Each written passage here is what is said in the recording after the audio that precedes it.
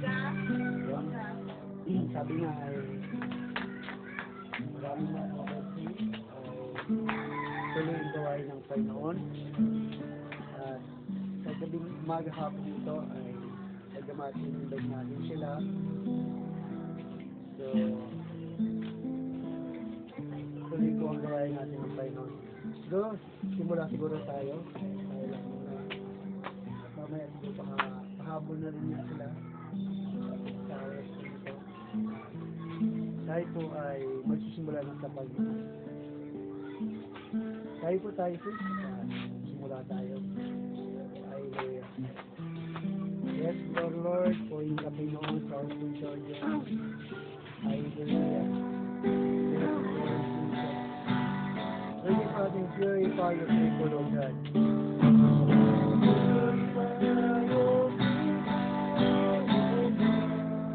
Jesus, with your fire.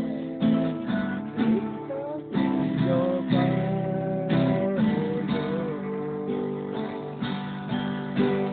when we walk uprightly in the presence of your love, purify your people.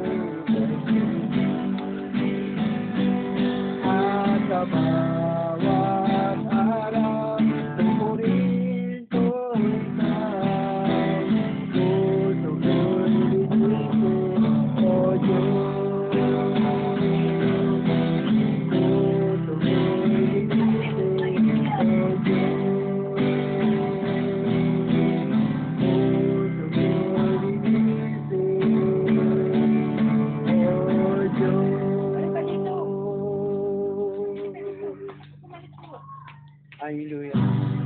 Tayo din manalangin. Panginoon, sa oras po ito, God, kami po ay narito upang kay aming purihin, sambahin at dakilain, Panginoon. Dalangin namin, Panginoon, ang mga na-invite po namin sa oras po ito, Diyos.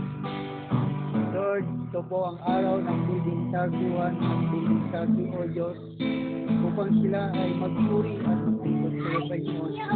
Pagkalain niyo po, Panginoon, ang lahat ng narito, God, na nagbibigay magbigay ng panahon, ng oras, upang papurihan ka, Panginoon, at paglingkuran ka, O Diyos.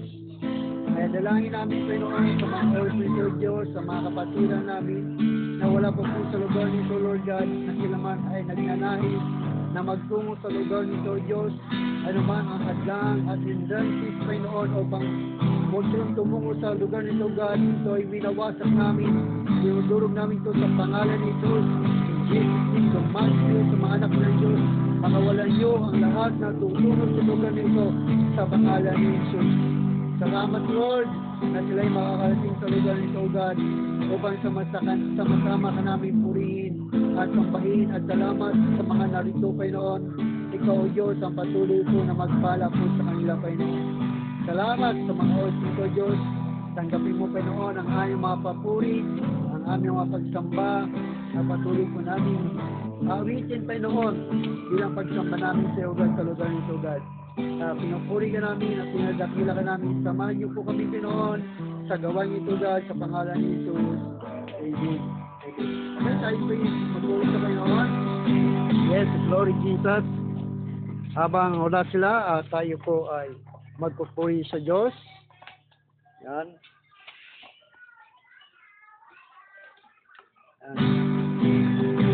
Tayo matakay sa Panginoon. Yes, glory to the day that the Lord has made. The day the Lord has made, the Lord has made. Rejoice, rejoice, and be glad, for this is the day that the Lord has made. We will rejoice and be glad in it. This is the day that the Lord has made.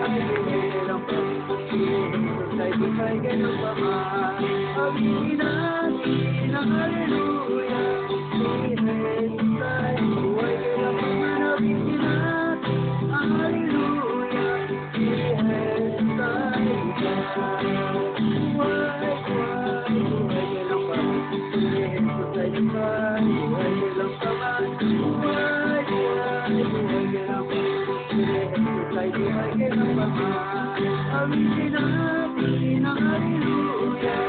Ihay sa sa'y buhay kailanman, awitin natin ang hallelujah. Ihay sa sa'y pag-awitin sa umaga, ikaw Diyos ang nakatibig. At buong katawan ko'y polo-polo ng pag-ibig. Katawan ko'y papatigyan, ang puso ko'y kumawit. Ang mga kamay ay kumakaway sa tugtugin mahalangin. Baywang ko'y tumitigyan, ako'y nagmamahal. Mga kamay kumakaway sa pupuri mong sila. Lumulundag pa sa tuwa, sumasayaw, kumakanta. Ito ang aking alay ko sa'yo, Ama. O sige, pagkagising, pag-agising sa umaga, ikaw Diyos ang nakatahimik. At buong katawan ko'y puro-puro ng pag-ibig. Katawan ko'y napapahinga, ang puso ko'y kumawit. Ang mga kamay ay kumakaway sa tugtugin mahalangin.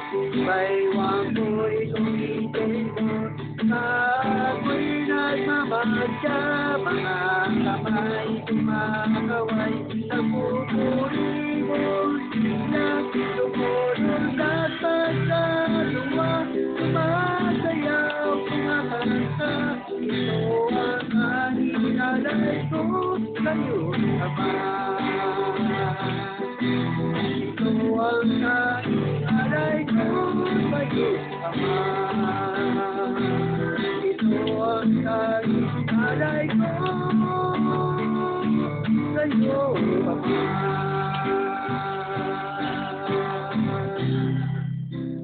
Tuloy po natin purihin ang Diyos sa oras.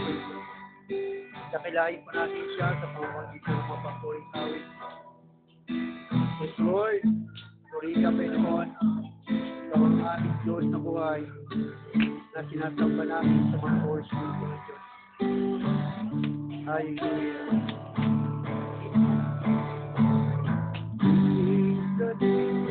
This is the day that the Lord has made, that the Lord has made. We will rejoice, be glad in it. For this is the day that the Lord has made. We will rejoice and be glad in it. This is the day that the Lord has made. This is the day that the Lord has made, that the Lord has made. We will rejoice, and be glad in it. For this is the day that the Lord has made. We will rejoice and be glad in it. This is the day that the Lord has made. Ito ang araw na gawa ng Diyos, Tayo'y magsaya, purihin siya, at purihin siya. Pagkat ito ang araw na gawa ng Diyos, tayo'y magsaya, at purihin siya. Ito ang araw na gawa ng Diyos.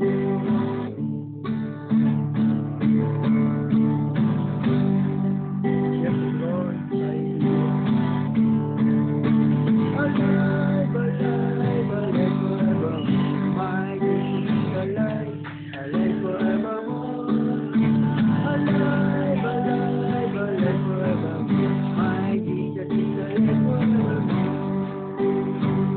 Hallelujah, my Jesus is alive forevermore. Hallelujah, my Jesus.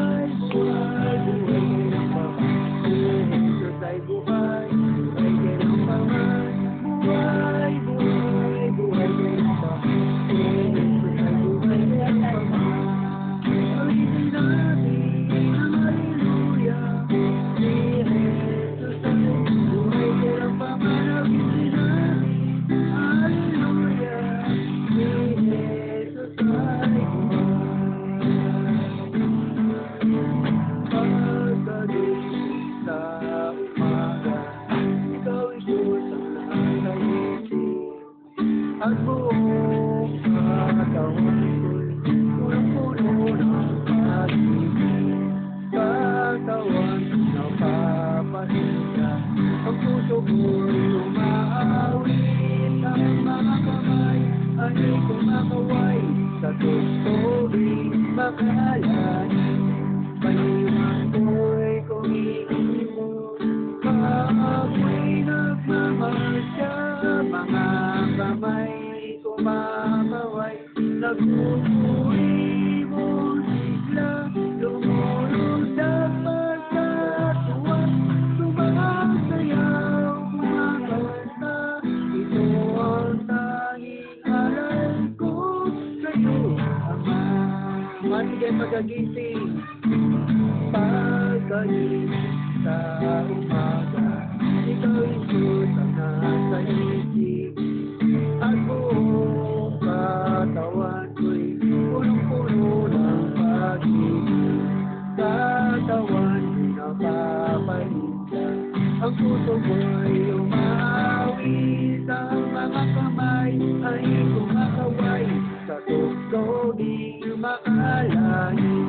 Baliwang ko'y kumikimot, ako'y nagmamarsa, mga kamay kumakaway, nagpupuri mo sigla, lumulundag pa sa tuwa, sumasayaw, kumakanta, ito ang tanging alay ko sa'yo, Ama. Baliwang ko'y kumikimot, ako'y nagmamarcha, mga kamay kumakaway, nagpupuri mo sigla, lumulundag pa sa tuwa, sumasayaw, kumakanta, ito ang tanging alay ko sa'yo, Ama. Ito ang tanging alay ko sa'yo, Ama.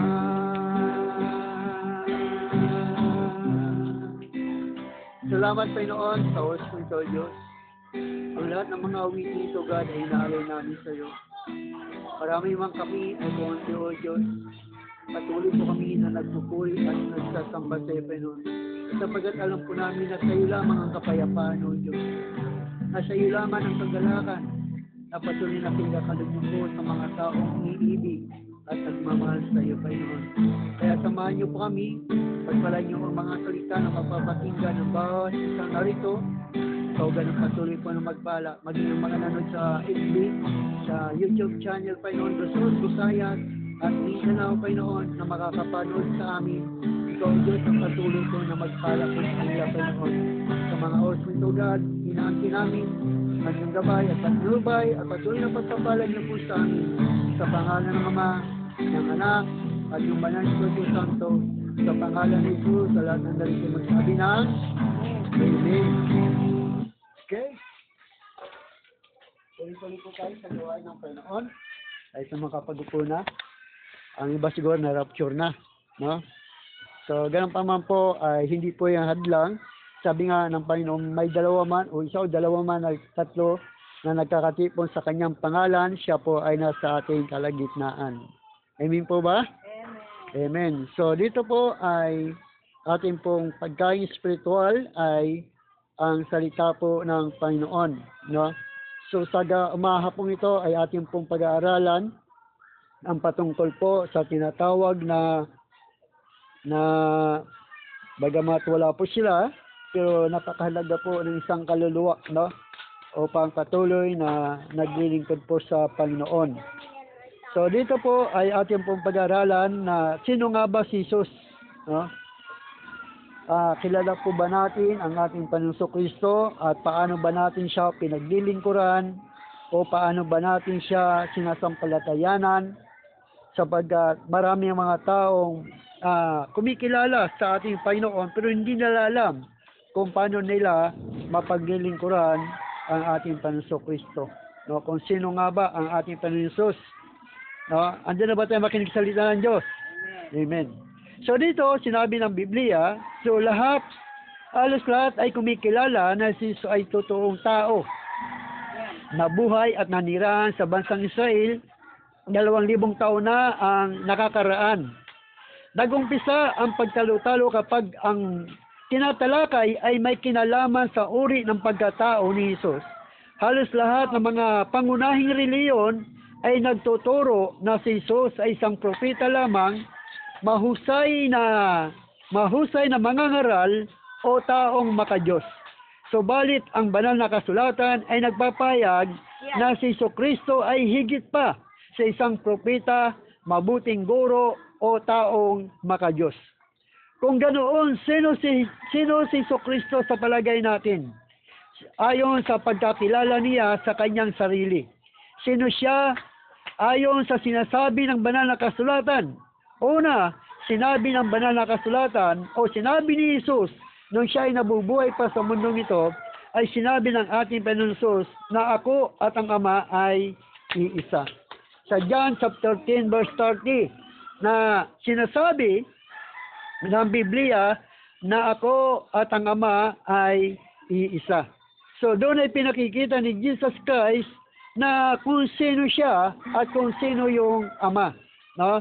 So doon ay ang sabi niya na kung ako'y kilala ninyo, kilala na rin ninyo ang aking Ama. No, sinabi dito sa John chapter 14 verse 7 to 14, sabi niya kung ako'y kilala ninyo, kilala na rin ninyo ang aking Ama. Mula ngayon ay kilala na ninyo siya at inyong nakita. Sinabi sa kanya ng Filipi, Panginoon, ipakita po ninyo sa amin ang Ama at masisiyahan na kami. Sumagot si Jesus, Filipi, kay tagal na ninyo akong kasama. Hanggang ngayon, hindi mo pa ako nakikilala. Ang nakakita sa akin ay nakakita na sa Ama. Bakit mo sinasabing ipakita mo sa amin ang Ama? Hindi ka ba naniniwala? Ako'y nasa Ama at ang Ama ay nasa akin. So doon ay sinasabi ng ating Panginoon Kristo kung sino nga po siya, kung sino ba ang ating Panginoon Jesus. Siya ay nagpapakilala na bagamat siya ay tao o bagamat siya ay Diyos, siya ay nagkatawang tao upang maging mamuhay katulad natin. Ang layunin doon hindi upang mamuhay na katulad natin, kundi ang layunin niya kung bakit siya ay nagkatawang tao para magkaroon siya ng laman at dugo. Magkaroon siya ng laman at dugo upang ang layunin ay tubusin tayo sa ating mga kasalanan. Kaya sabi ni Jesus Christ, kapag siya'y ating nakikilala na rin natin ang Ama na nasa langit. No, kaya sabi niya, ako ang daan at ang katotohanan at ang buhay, walang makakapunta sa Ama kundi sa pamamagitan ko.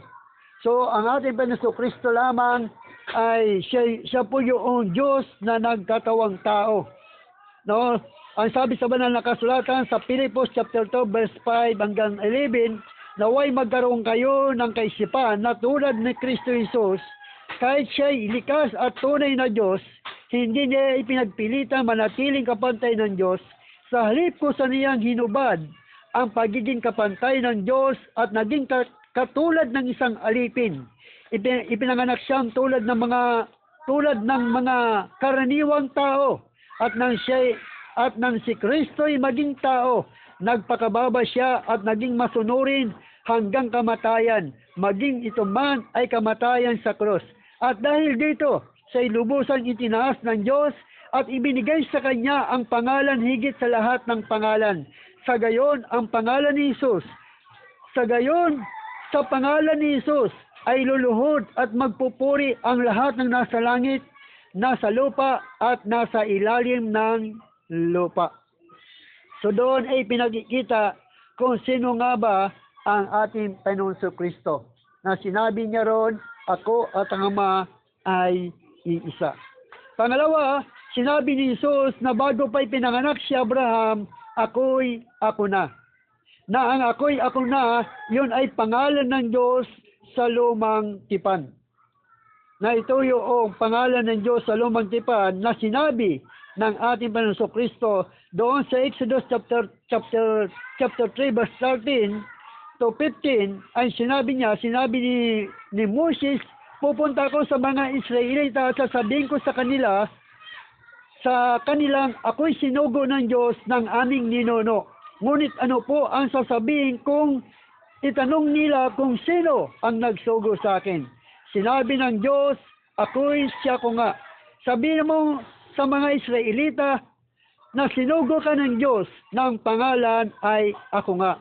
Sabihin mo sa kanila na sinugo ka ni Yahweh ng Diyos ng inyong mga ninuno, ang Diyos ni na Abraham, Isaac at ni Jacob. At ito ang pangalan itatawag nila sa akin, magpakailanman. Na ang pangalan, ako nga, ito yung pangalan ng Diyos sa lumang tipan.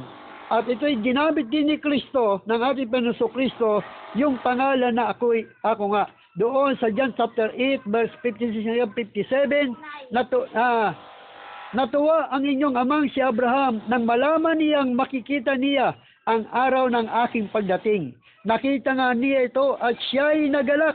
Dahil dito sinabi sa kanya ng mga Hudyo, wala ka pang 50 taon gulang. Paano mo masasabing nakita mo na si Abraham? Sumagot si Jesus, pakatandaan ninyo, bago pa ipinanganak si Abraham, ako na. So doon ay sinasabi, yung salitang ako na, ay ginamit din ni Jesus Christ bilang katunayan na ang Diyos sa Old Testament, sa Lumang Tipan, ang siya ding Diyos sa Bagong Tipan. Na siya ay nagkatawang tao, na sinasabi ng banal na kasulatan sa John chapter 1 verse 1 hanggang 2, nang pasimula ay naroon na ang salita ay kasama ng Diyos at ang salita ay Diyos. At ang sabi doon sa John chapter 1 verse 14, ang salita ay naging tao at nanirahan sa piling namin.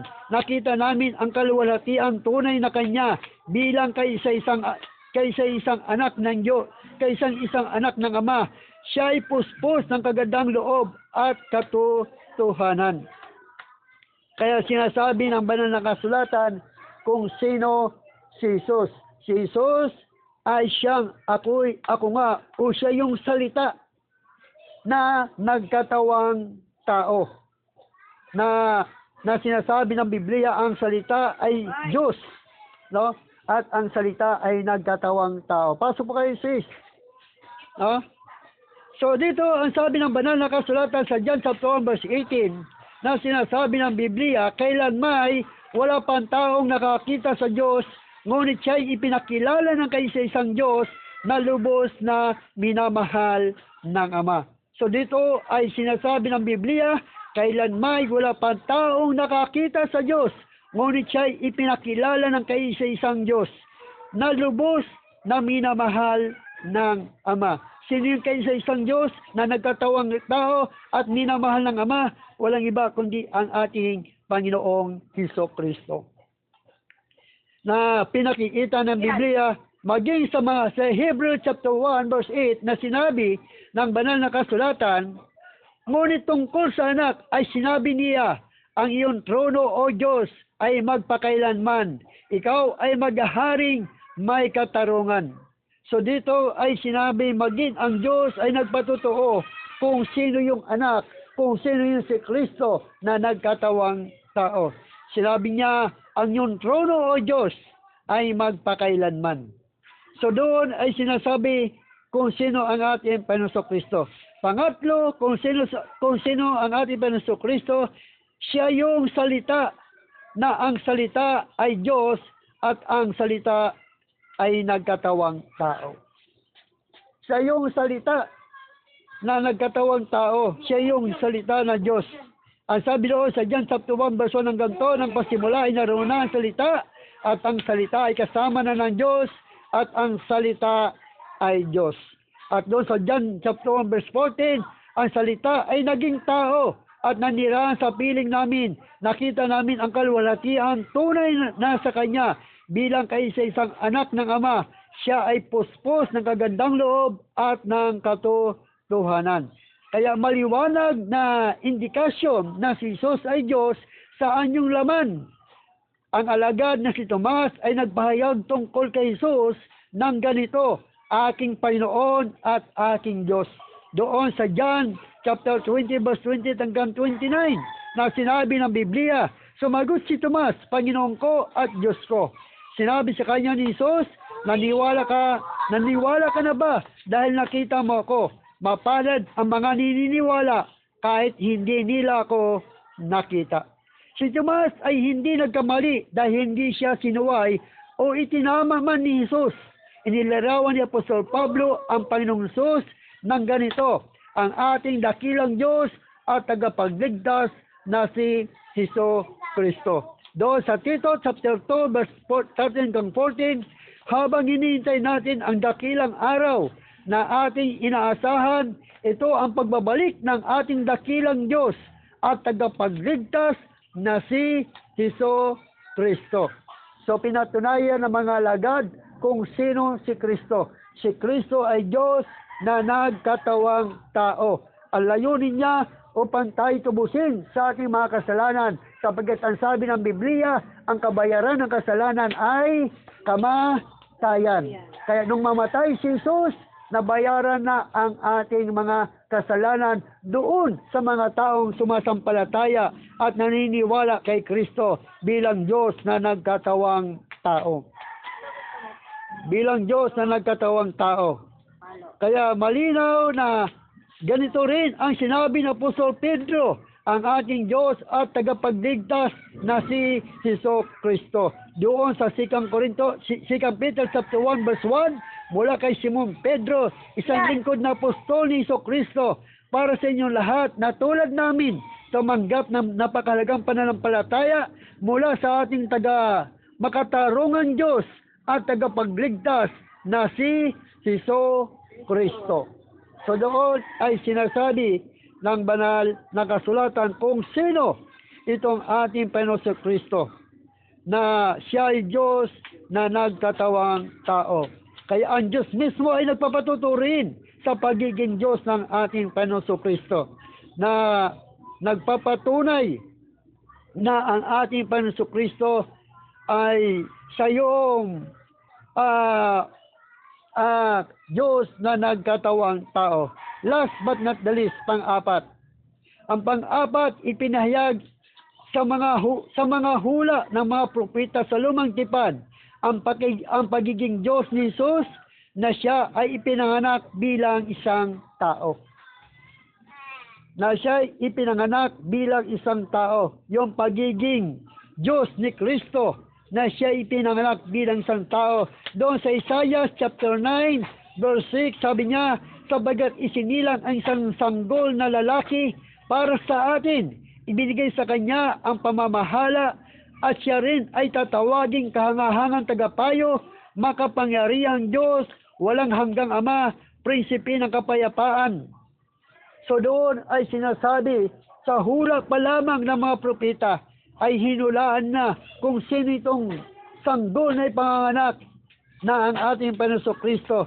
Kung sino siya, ang sabi niya say makapangyarihang Diyos, walang hanggang Ama, prinsipe ng kapayapaan. Ang sabi doon sa Isaiah chapter 7 verse 14, dahil dito si Yahweh mismo ang magbibigay sa inyo ng palatandaan. Maglilihi ang isang dalaga at magsisilang ng isang sanggol na lalaki at tatawagin sa pangalang Emmanuel. Siya ay tatawagin sa pangalang Emmanuel, na ang Emmanuel ay ito ay ipiniliwanag doon sa Matthew chapter 1 verse 21 hanggang 23, ay ang Emmanuel ay ganito. Magsisilang siya ng isang batang lalaki at Jesus ang ipangangalan mo sa sanggol, sapagat ililigtas niya ang kanyang bayan sa kanilang mga kasalanan. Nangyari nga ang lahat ng ito upang matupad ang sinabi ng Panginoon sa mga propeta. Tingnan ninyo, maglilihi ang isang berhen at magsisilang ng isang sanggol na lalaki, at tatawagin nitong Emmanuel, ang kahulugan, kasama natin ang Diyos. Kaya doon ay sinasabi ng banal na kasulatan, kaya nung may panganak si Jesus Christ, ay naging kasama natin ang Diyos sa katayuan ng ating Panginoon Kristo, sapagkat si Kristo ay Diyos na nagkatawang tao. Kaya nung siya narito sa mundo, siya po ay tinawag na anak ng Diyos, sapagkat ang anak ng Diyos ay walang iba kundi ang salita, walang iba kundi ang tao, ang anak ng Diyos. Kaya na maging tao si Kristo, siya ay tinawag na anak ng Diyos. Sapagat ang tao ay siyang tinuturing na anak ng Diyos. So kaya maging tao ang ating Panginoong Kristo, siya ay tinawag na kaisa-isang anak ng Diyos. Kaya bakit napakalaga ang katanungan tungkol sa tunay na pagkakilanlan kay Kristo? Bakit makabuluhan na tiyakin kung si Jesus nga ba ay tunay na Diyos o hindi? Ang pinakamalaking dahilan kung bakit kailangan tanggapin na si Jesus ay Diyos ay sapagkat kung siya ay karaniwang tao lamang, ang kanyang kamatayan ay hindi sapat na kabayaran upang tubusin ang kasalanan ng buong sanlibutan. Kaya doon ay sinasabi kung si Kristo ay tao lamang, ay ang kanyang kamatayan ay walang kabuluhan. Ngunit si Kristo ay Diyos na nagkatawang tao, kaya ang kanyang kamatayan sa krus ay nagkaroon ng kabuluhan para matubos ang ating mga kasalanan. Sabagat si Kristo ay walang kasalanan. Ang sabi doon sa banal na kasulatan sa 1 John chapter 2 verse 2, si Kristo ang handog sa ikapatatawad ng mga kasalanan. Hindi lamang ang ating mga kasalanan, kundi maging ang kasalanan ng lahat ng tao. Tingnan ninyo, tanging ang Diyos lamang ang may ganap na kakayahan upang bayaran at iligtas ang tao sa walang hanggang kaparusahan sa kasalanan. Ang sabi doon sa Roma chapter 5 verse 8 to 11, ngunit ipinadama ng Diyos ang kanyang pag-ibig sa atin nang mamatay si Kristo para sa ating noong tayo makasalanan pa. Kaya't sa pamamagitan ng kanyang dugo, tayo ngayon ay napawalang sala at tiyak na maliligtas tayo sa puot ng Diyos. Dati tayong mga kaaway ng Diyos, ngunit tinanggap na niya tayong bilang mga kaibigan sa pamamagitan ng pagkamatay ng kanyang anak. At dahil dito, tiyak na maliligtas tayo sapagkat si Kristo ay buhay. At hindi lamang iyan, tayo nagagalak at nagpupuri sa Diyos sa pamamagitan ng ating Panginoong Kristo sapagkat dahil sa Kanya ay tinanggap tayo bilang mga kaibigan ng Diyos. So doon ay sinasabi ng banal na kasulatan na kung si Jesus ay hindi Diyos, ay walang silbi ang kanyang kamatay sa krus. Ngunit dahil 100% na si Kristo ay Diyos, ang kanyang kamatayan sa krus ang siyang katubusan ng ating mga kasalanan. Sa 2 Corintios chapter 5 verse 21, hindi nagkasala si Kristo, ngunit dahil sa atin, siya itinuring na makasalanan upang sa pamamagitan niya ay maging matuwid tayo sa harap ng Diyos. Kaya kailangan si Jesus ay Diyos upang maging ganap ang kabayaran para sa ating mga kasalanan. Kinakailangan din na tao si Jesus upang danasin ang kamatayan na siyang kabayaran ng kasalanan. Ang sabi doon sa Romans chapter 6 verse 23, sapagkat kamatayan ang kabayaran ng kasalanan, ngunit ang libreng kaloob ng Diyos ay buhay na walang hanggan sa pamamagitan ni Kristo Jesus na ating Panginoon. Kaya ang kaligtasan ay matatamo lamang sa pamamagitan ng panampalataya kay Kristo. Ang pananampalataya sa pagka-Diyos ni Jesus ang tanging daan tungo sa kaligtasan. Ang pagka-Diyos ni Jesus ang siyang dahilan kung kaya't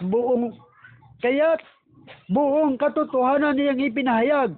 Ako ang daan, ang katotohanan at ang buhay. Walang makakapunta sa Ama kundi sa pamamagitan ko.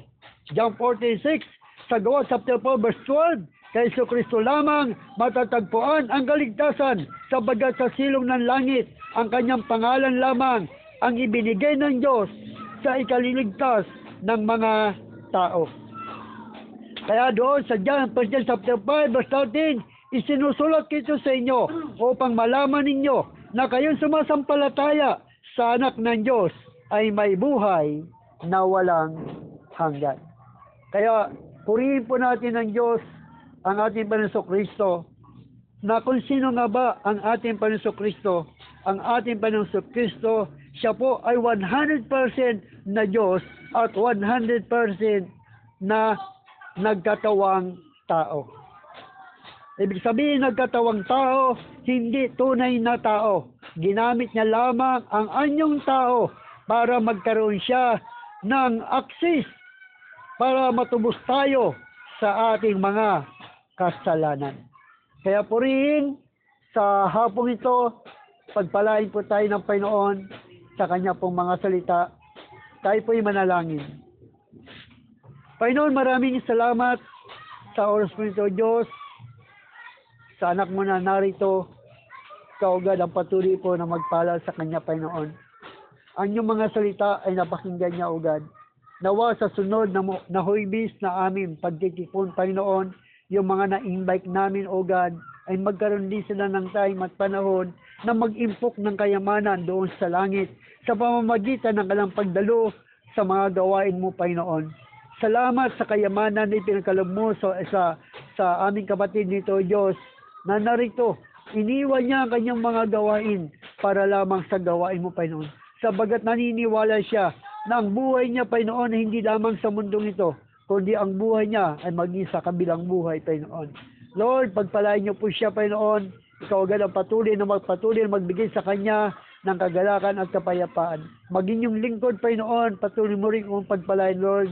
Dalahin ko, Panginoon, ng yung mga taong ini-invite ko, Panginoon, upang sa yung dalhin sila sa iyong panan, Panginoon, ay nais namin silang makasama sa sunod na huibis, Panginoon, na gawain ang Building 31 at Building 30, Panginoon. Salamat sa iyong gabay at pagpapala na pinagaling niyo po sa bawat sa amin narito, Panginoon, sa pangalan ni Jesus, ang lahat na narito ay magsabi ng Amen. So, God bless po at maraming salamat. So, sana nawawala yung iba, no? At tapos na po ang ating Bible study. Karaan ang dami. Isa na lang. Ay, isa na lang. Wala nag-update. No? Sana, Ganun talaga busy. oo. Pero in-invite ko sila. Oo daw ng oo. Huwag lang tayo magsawa, sis. Darating din naman sila. Hanggat buhay po ang tao, may pag-asa. May pagkakataon. Oh, hindi na sila makakadalo pag namatay na. Pero kapag hanggat buhay, hindi pa naman naubos ang huibis eh. Marami pang huibis na darating. Araw. Hanggat buhay ang tao, matatapos lang ang huibis pag namatay na. Ang buhay ng tao. Ng salita ng Diyos. Yan. Oh.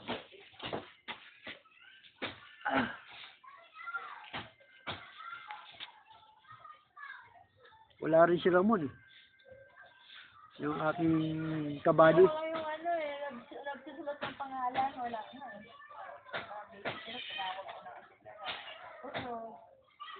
Wala kasing blessing pa eh. Wala pang blessing.